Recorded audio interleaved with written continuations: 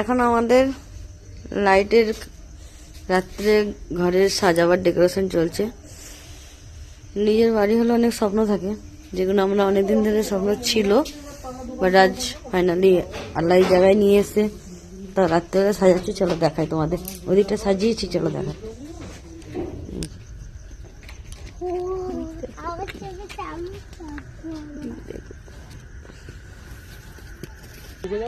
সয়ে যাও, তুই সয়ে যাও।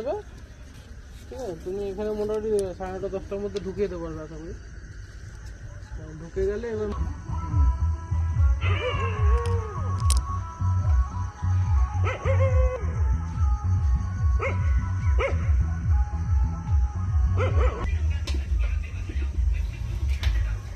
এগুলো কি হলুদ জ্বলবে নাকি?